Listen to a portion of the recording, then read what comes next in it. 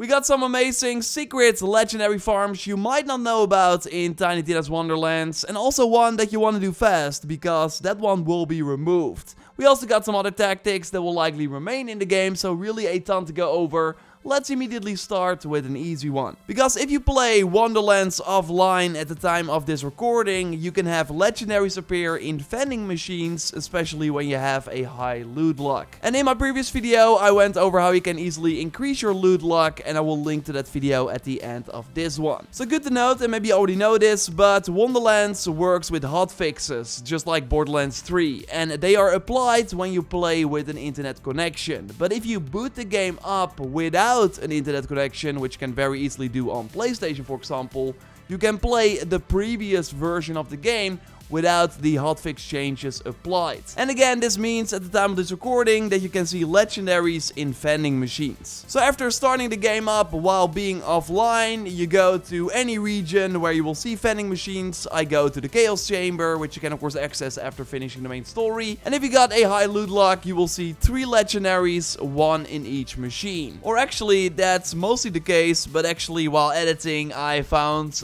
vending machines with 2 legendaries, so it can get even crazier than this. After checking them all, maybe you bought one, then you want to change your chaos level in the menu, then you spawn into the game again and you will see brand new legendaries in each vending machine. Of course, you can also quit to the main menu if you don't have the chaos levels unlocked yet and then go into the game again. Just make sure that you remain offline for this tactic. And I found some pretty crazy legendaries while doing this, like the Sword Explosion gun we went in depth on in a previous legendary video. We also have a video up, and I will just leave links to the previous videos in the video description, on the Fate Breaker, the Sword of Souls from the Dragon Lord.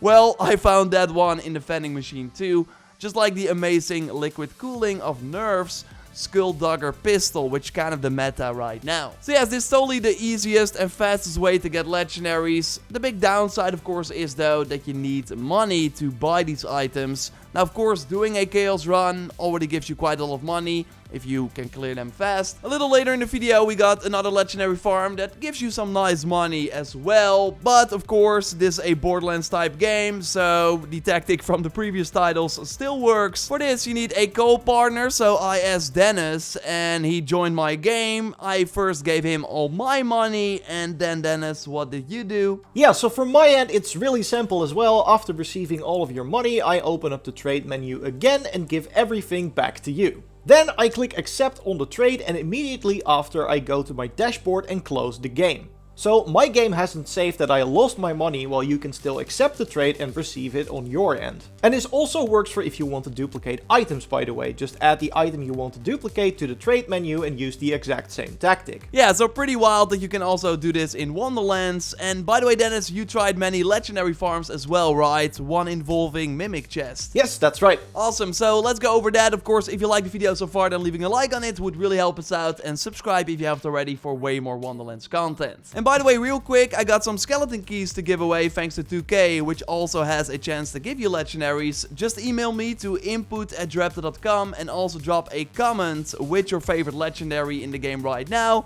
Be sure you are a subscriber as well, and I will then reach out to some lucky winners via the email with a skeleton key code. Okay, now Dennis, I'm curious about the farms that you tried. Yeah, so thanks to all of you in the comments, we now learned about some new spots and tactics you can use to farm legendaries. We have Valerian over here sharing an interesting new legendary farm that I wasn't even aware of. Like the comment says, you can hunt for mimics in the Overworld. These loot chests that just drop you gold most of the time can sometimes turn into a mimic, and if you touch them you will start an overworld combat encounter, except this time all your enemies will be mimics. And these guys drop legendaries pretty frequently. I've had one pretty much every encounter, and sometimes even more can drop. They do spawn very infrequently though. I've encountered 2 mimics pretty much back to back at one point, then other times I feel like I've opened every chest on the overworld map without seeing any.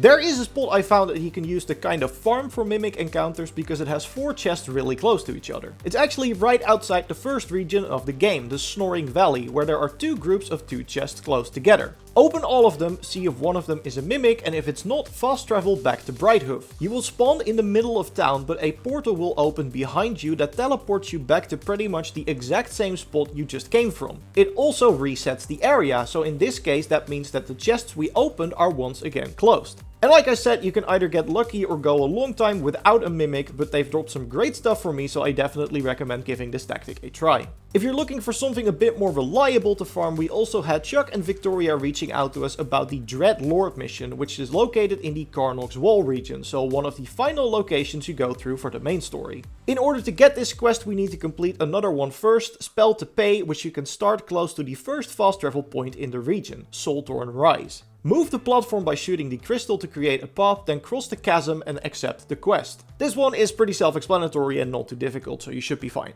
After completing that first quest, you can activate the second part, Ancient Powers, which is once again close to a fast travel point in the region. This one is called the Ribs. So yes, just follow the quest steps, but there is one puzzle which you can solve by activating 5 totems in a specific sequence. For the sake of explaining, we're going to be numbering the totems 1 through 5, beginning at the leftmost one and ending at the right. With this in mind, the correct sequence is 1, 4, 2, and then 5.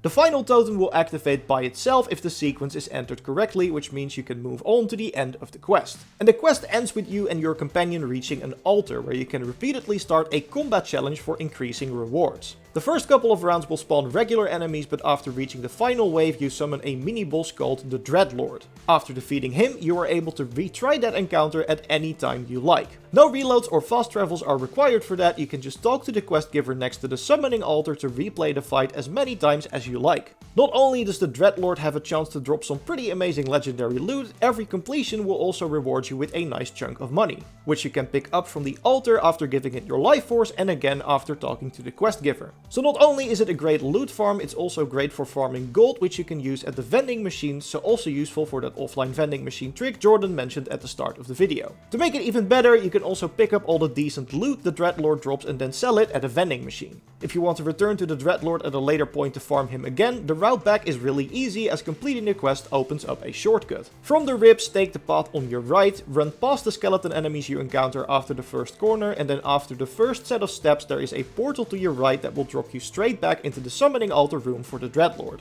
Next to these new tactics, we were also able to improve on our previous boss farms thanks to some of your comments. We told you about some great spots to farm bosses in a previous video, but here we said that saving and quitting to reset the boss was the way to go. But instead of this, you can also apply the same tactic we used with the Mimic chest farm and teleport back to Brighthoof.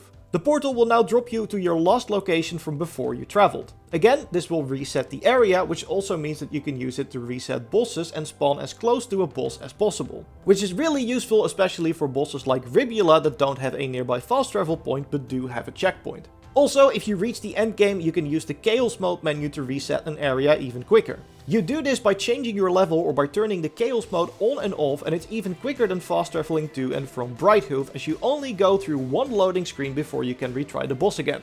So I hope you enjoyed these new farms and tips. Remember to leave a like if you liked the video and subscribe as well if you don't want to miss out on future Wonderlands content. You can also watch our previous video where we discuss more legendary farming spots, including some great tips for the endgame Chaos Chamber mode. We will see you in the next one. Goodbye!